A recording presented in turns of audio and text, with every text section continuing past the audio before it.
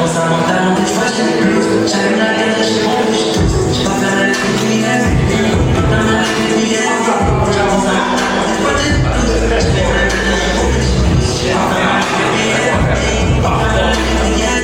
this time around, I have heard stories out of the Chimaev camp that Chimaev is training so hard and putting it on guys, elite level guys, like nothing you've ever seen before. I have heard Khamzat Chimaev wants people to go so hard with him to try to beat him and submit him and do. He's paying him.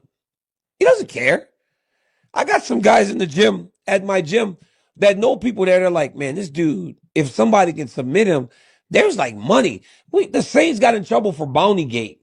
Khamzat's putting a bounty on himself to make guys give him all that they have. This dude, it's different.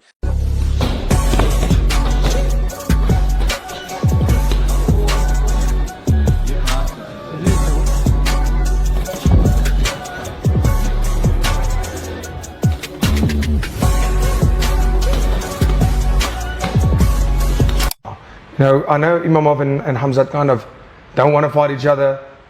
I'm not really excited for that fight. Not a lot of people are, but the Strickland fight, I believe I faced Strickland. In the striking, he definitely beats Khamzat for sure. Khamzat, a problem to deal with when he has you on your back.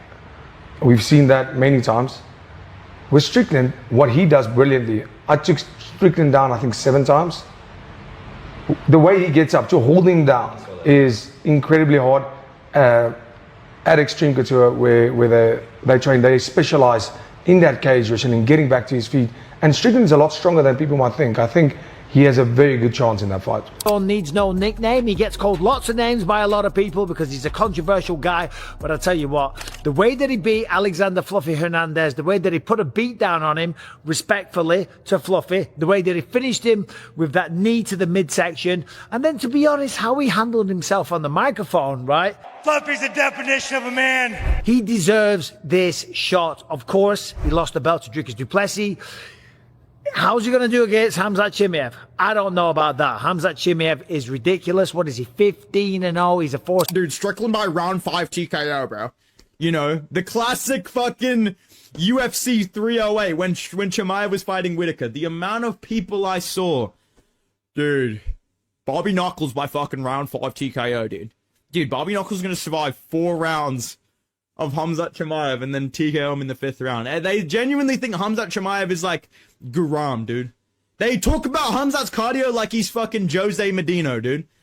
I don't think he's going to drastically gas out fighting Sean Strickland. That's one reason why I'm picking him, despite the fact that I think Sean Strickland can get back up from the takedowns. He can scramble. Khamzat Chimaev has literally put a bounty on his own head. Inside the closed doors of his training camp, he is paying sparring partners to try and submit him, demanding they give him every ounce of violence they possess. This isn't just training, it is a sanctioned assault. Reports coming out of the gym suggest he is smashing elite level fighters like they have never seen before, pushing himself to a breaking point that would destroy a normal man. The stories are starting to leak and the message is clear. The wolf is starving and Sean Strickland is the only meal left on the menu. This level of preparation is unheard of, even for a guy as chaotic as Borz. That could be a problem, but realistically, do I think that Sean Strickland can stuff takedown after takedown and chain wrestle and stuff? I don't know. And if I was going to be honest, no, I don't think so. I think that Khamzat could do maybe not exactly what he did to DDP, but he can eventually, if he, plays this smart and does the safe route, he can absolutely win this fight by like ground and pound decision, or not really ground and pound, but like top control, very light ground and pound decision, or he could submit Sean Strickland. I could easily see him getting to the back and, with that freakish level strength he has and the squeeze, that could be part of it as well. So yeah, I am so in for this event though. That's so this is sick. What I had. May 9th, Strickland and Khamzat Chimaev. He's on the feet for a very, very long time. I can see Strickland. If it is on the ground for long periods or even early, I'm saying Chimaev probably washes him.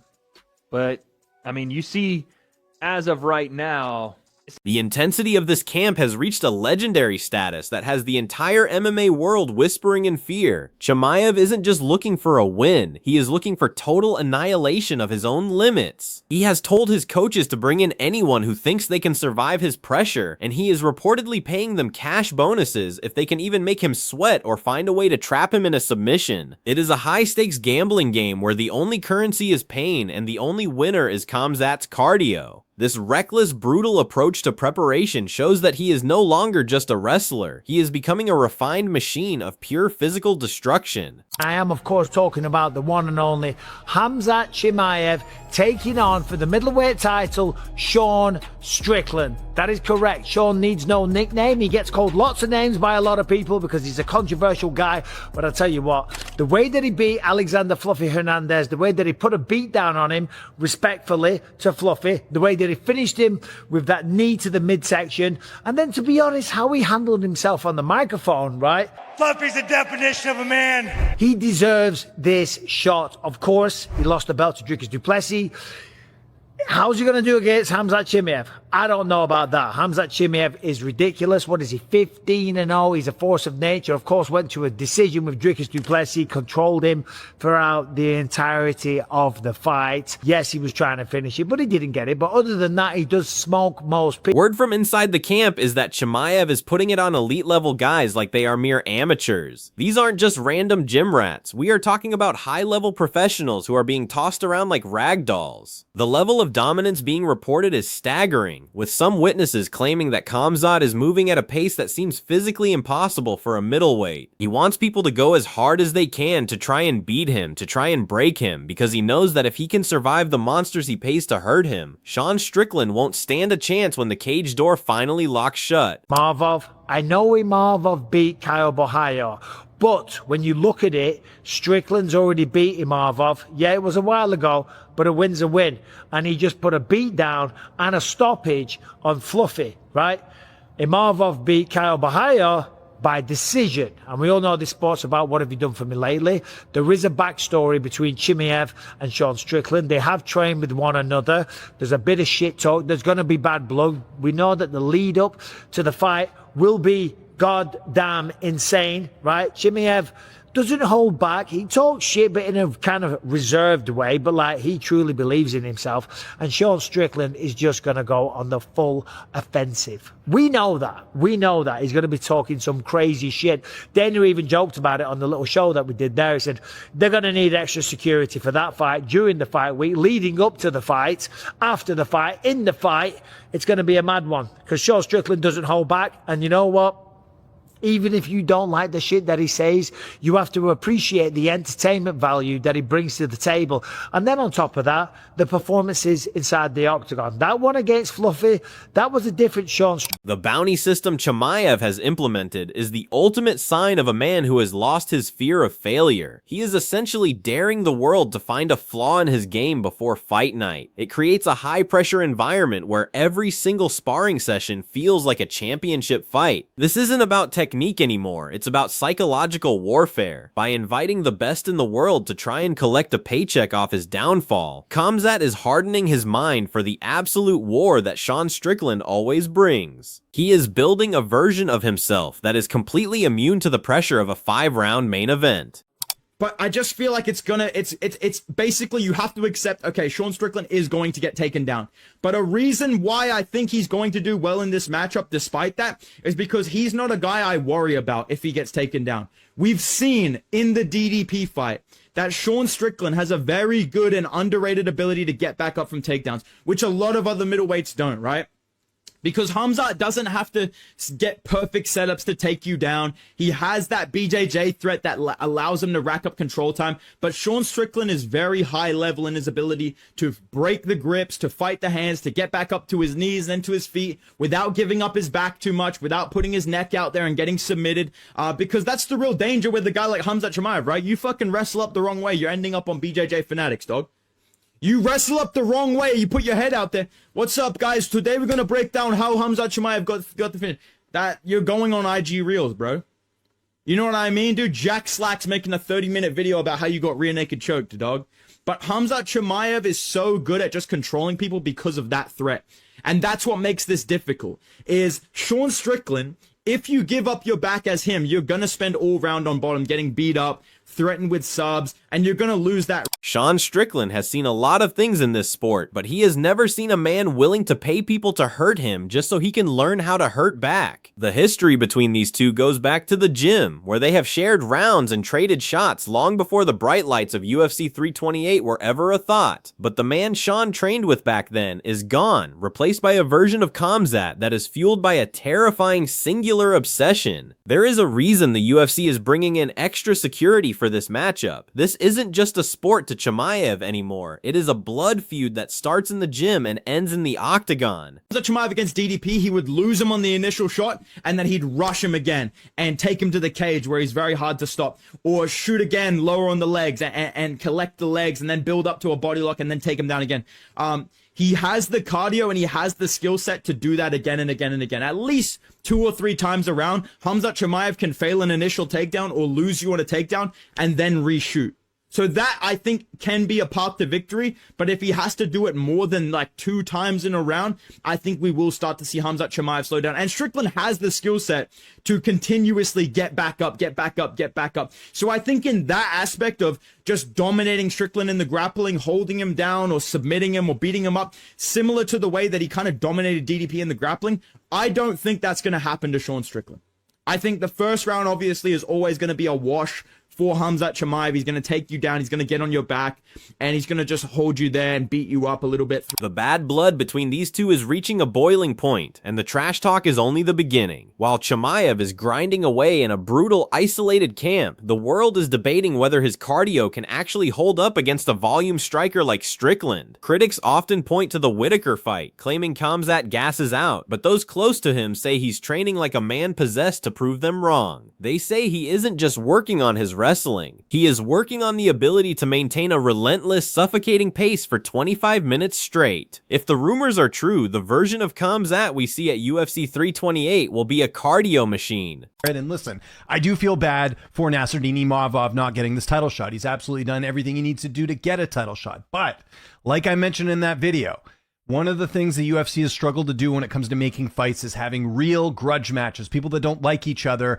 and adding some hype to a fight. And I think this is the makings of one of the best grudge match fights for a title that we've seen in a long time. And that is obviously Khamzat Chimaev and Sean Strickland fighting each other. They don't like each other. There's some history. They've trained together too. Sean Strickland, very outlandish on the mic. Khamzat Chimaev, not afraid to talk some trash either. We've seen some of the back and forth on social media. I mean, let's just talk about the context of this. And that is that these two don't like each other. They're two high-level fighters. It's going to be a very interesting build-up to this fight.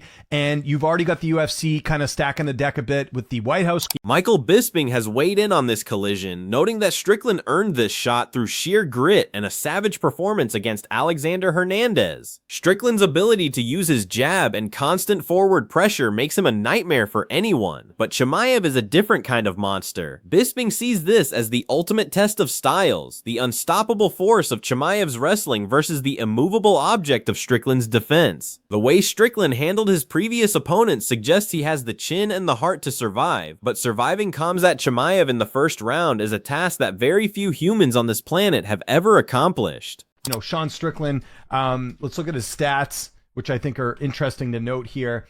Sean Strickland, lots of striking output, 6.04. His striking accuracy is at 42%, which is a bit lower. His striking defense is at 60%, so he does get hit a little bit, but not that much. 60% is actually fairly high. His takedown defense is at 76%. That is certainly going to get tested in this fight against Khamzat Chimaev, who we saw in his last fight just take down Dricus Du Plessis at will. Du Plessis looked like, he got dominated. I mean, there's no other way to put it, right?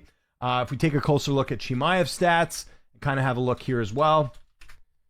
Chimaev, his takedown defense is 85, although we won't see a takedown there. His striking defense is at 43%, so that actually isn't that high. He does get hit a bit. So that's where things get interesting if it does stay standing. Now, I would argue Chimaev's got more power than Strickland as far as the stand-up goes. We've seen Chimaev get like some knockout wins. It hasn't happened recently. The stats tell a story of two men on a collision course with destiny. Strickland lands over 6 significant strikes per minute, a volume that can drown most fighters. But Khamzat's wrestling is a statistical anomaly, a whirlwind of takedowns and top control that leaves opponents gasping for air. Analysts are pointing out that while Strickland has a high takedown defense percentage, he has never faced a chain wrestler with the explosive power of Chimaev. It's one thing to stop a single leg, it's another thing entirely to stop a man who will shoot 10 times in a row until he drags you into the deep end of the ocean and holds you there. As far as how I think the fight plays out, I do think Chimaev wins. I think Strickland, I mean, he had lightning in a bottle against Israel Adesanya. You know, he's capable of pulling off an upset. We've seen that before. I just think Chimaev is, I don't know if anyone beats Chimaev right now. And that includes Imavov. I don't think Imavov is going to beat Chimaev either. I think Chimaev is just going to continue to get those takedowns, going to continue to put pressure on. I wonder, though, can he finish Strickland? I'm not sure. He wasn't able to finish DDP. And again, I thought DDP and Strickland were kind of neck and neck when you saw those matchups. I know every fight's different as far as the styles go, but I think Chimaev might end up winning a decision here. I don't think it's going to be a quick finish. I know he's threatened Strickland and saying, you know, like it's going to be a quick win and all that stuff. You know, I don't think that's going to happen here. There is a massive debate about what happens if Strickland actually manages to get back up. We've seen him do it against high-level grapplers before, breaking grips and fighting hands with a technical proficiency that many fans overlook. He doesn't just lie there and accept his fate, but as the experts suggest, if you wrestle up the wrong way against Chimaev, you end up on a highlight reel for all the wrong reasons. One mistake, one exposed neck, and you're not just losing the round, you're ending up on a BJJ Fanatics tutorial about how to get finished. The margin for error against Khamzat is practically non-existent. The UFC clearly knows the goldmine they have with this grudge match. James Lynch pointed out that the promotion has struggled to find real, authentic rivalries lately, but this one is as real as it gets. These two genuinely do not like each other, and the history of their training sessions only adds fuel to the fire. Strickland is outlandish and unfiltered on the mic, while Chimaev brings a quiet, deadly intensity that suggests he is ready to do more than just win a decision. When you put two personalities like this in a room together, the tension is palpable. The build-up to UFC 328 is going to be absolute insanity. Some people are calling this a mismatch, pointing to Chael Sonnen's observation that Chimaev opened as a massive 6-1 favorite. That is an insane gap for a championship-level fight, suggesting that the odds makers expect a total blowout. But underestimating Sean Strickland has proven to be a dangerous game in the past. Just ask Israel Adesanya, who was supposed to walk through him, but ended up being outworked and out-toughed over 5 rounds. Strickland thrives in the role of the underdog, and he has a unique ability to make the most technical fighters look ordinary by dragging them into a dirty, ugly dogfight. The real X factor is Chimaev's power on the feet. While everyone talks about his wrestling, he has shown that he can put people's lights out with a single shot. James Lynch mentioned that Chimaev might actually have more raw power in his hands than Strickland, despite Sean being the more active striker. If Khamzat can't get the takedown immediately, he isn't afraid to stand and trade, which makes him doubly dangerous. He isn't just a one-trick pony, he is a violent predator who can end the night in multiple ways. This unpredictability is what makes his training camp so terrifying for anyone trying to prepare for him. Inside the gym, Chimaev is reportedly working on his reset ability, the skill to miss a shot, bounce back up, and immediately attack again. This is exactly what he did to DDP, and it's what he plans to do to Strickland. He knows Sean is good at getting back to his feet, so he is training to be even better at putting him back down. The physical toll of defending constant high-level wrestling is what eventually breaks a fighter's spirit. Chimaev is betting that even if Strickland survives the first 2 rounds, the sheer amount of energy required to stay upright will leave him a shell of himself by the championship rounds. The narrative that Chimaev gasses out is something he seems eager to dismantle. In this camp, he isn't just wrestling, he's running, swimming, and pushing his cardiovascular system to the brink. People talk about him like he's a front runner who fades, but his team insists that the world hasn't seen his true ceiling yet. They believe that by the time he hits the 4th round with Strickland, he will still be moving with the same ferocity he showed in the opening seconds. If that turns out to be true, the middleweight division is in serious trouble,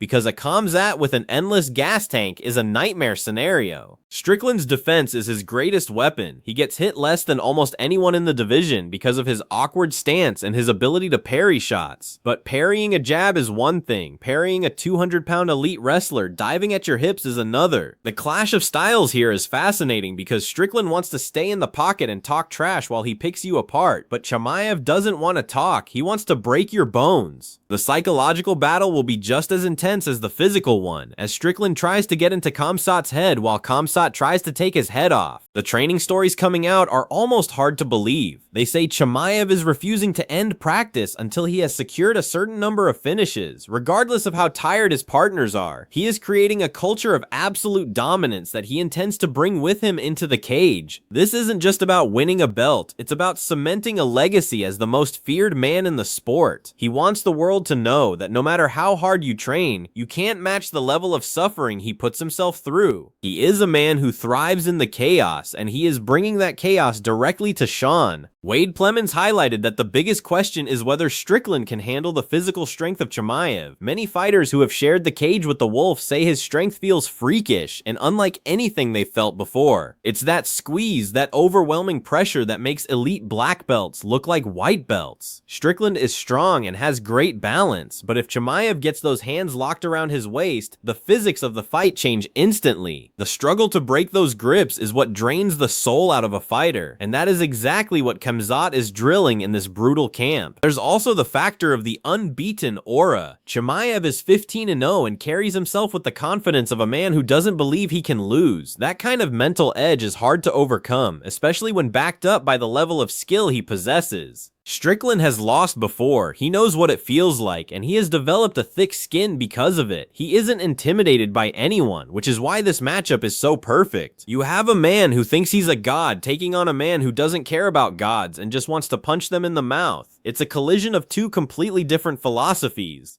The UFC's decision to pass over other contenders for this fight shows just how much they value the drama this pairing brings. While some felt others deserved the shot, no one can deny that Chimaev versus Strickland is the fight the world wants to see. It's a box office smash waiting to happen, fueled by years of tension and gym rumors. The fact that they have trained together in the past only adds layers to the mystery. Who won those rounds? Who backed down? Both men have their own versions of the story, but the only version that will matter is the one that unfolds in front of millions at UFC 328. Chimaev's striking defense sits at 42%, which is a vulnerability that Strickland will look to exploit. If Sean can keep the fight standing and use his reach, he could potentially piecemeal Chimaev over 5 rounds. We've seen Khamzat get hit before, and we know he can be lured into a brawl if his emotions get the better of him. Strickland is a master of baiting people into his game, using his words and his unorthodox rhythm to frustrate his opponents. If Khamzat loses his cool and starts hunting for a knockout instead of using his wrestling, he might find himself walking into a trap that Sean has set 1,000 times. However, the sheer momentum behind Chimaev right now feels unstoppable. Every video, every report, and every interview points to a fighter who has reached a new level of maturity and ferocity. He isn't just firing off at his sparring partners, he is firing off at the entire division. He is sending a message that the throne belongs to him and everyone else is just keeping it warm. The brutality of his training camp isn't just about physical preparation, it's about making a statement. He wants the world to know that he is willing to go to places that other fighters are too afraid to even acknowledge. As the fight approaches, the tension is becoming unbearable. Strickland is doing his usual media rounds, being loud and controversial, while Chimaev is staying relatively quiet, letting the stories of his violent gym sessions do the talking. It's the calm before the storm, a period of anticipation where every detail is scrutinized. Will the bounty system pay off? Will the cardio hold up? Can Strickland pull off another massive upset? The answers are coming soon, but one thing is for certain, when these two finally step into that cage, the intensity will be unlike anything we have ever seen in the middleweight division. In the end, this fight is about more than just a title. It's about the soul of the 185-pound division. If Chimaev wins in the dominant fashion he's preparing for, he becomes the undisputed face of the UFC. If Strickland wins, he proves once again that grit and technique can overcome raw athleticism and hype. Chimaev is betting everything on his ability to break break men, while Strickland is betting on his ability to survive and outlast them. It is the ultimate high-stakes gamble, and on the night of UFC 328, we will finally see which man is willing to pay the highest price for victory in the most brutal game on earth.